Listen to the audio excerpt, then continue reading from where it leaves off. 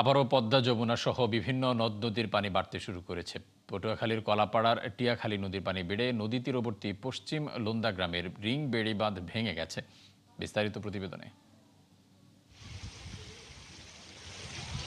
পটুয়াখালীর কলাপাড়ার টিয়াখালী নদীর পানি বেড়ে নদীর তীরবর্তী পশ্চিম লোন্দা গ্রামের রিং বেড়িবাঁধ ভেঙে গেছে। সদরপুরে প্লাবিত হয়েছে অন্তত ৭০০ একর জমি, বন্ধ হয়েছে সরাসরি সড়ক যোগাযোগ। এলাকার লোকজন জানান, গত বছর তারা চাঁদা তুলে বাঁধের ভাঙা অংশ মেরামত করেছিল, কিন্তু এবার প্রথম দফায় জোয়ারের পানিতে আবার ভেঙে গেছে।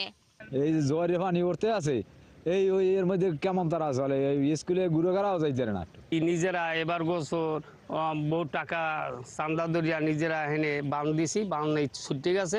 টানা ৫ দিন ধরে যমুনা নদীর পানি বাড়তে থাকায় সিরাজগঞ্জ পয়েন্টে ৬ সেন্টিমিটার বেড়ে বিপদসীমার ৭৩ সেন্টিমিটার ও গাজীপুর পয়েন্টে ৫ সেন্টিমিটার বৃদ্ধি পেয়ে বিপদসীমার ১১০ সেন্টিমিটার নিচ দিয়ে বইছে। পানি উন্নয়ন বোর্ড বলছে, যমুনার পানি বৃদ্ধি পাওয়ায় জেলার ৩১টি ইউনিয়ন বন্যার জন্য ঝুঁকিপূর্ণ হিসেবে চিহ্নিত করা হয়েছে। রাজবাড়ীতে পদ্মার পানি বেড়ে চরাঞ্চল সহ কিছু এলাকায় প্রবেশ করছে। এতে দৌলতদিয়া পাটুরিয়া নৌ রুটে ফেরি ও লঞ্চ চলাচল ব্যাহত হচ্ছে।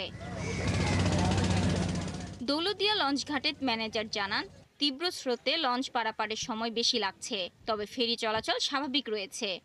বর্তমানে লঞ্চ চলাচলে কিছুটা সময় বাড়তি, পানি বাড়ার কারণে স্রোত বাড়ছে।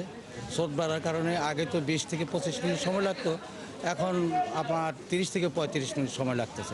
নেত্রকোনার কমলাকান্দা পয়েন্টে উবদাখালী নদীর পানি বিপদসীমার মাত্র ১ সেন্টিমিটার নিচ দিয়ে বইছে। এছাড়া ধনু, কংস, মগরা ও সোমেশ্বরী নদীর পানি বিপদসীমার কাছাকাছি রয়েছে।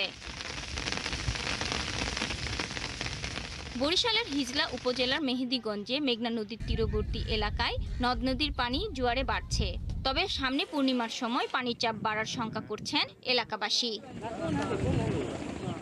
শাকিলা সিথি, ৭১।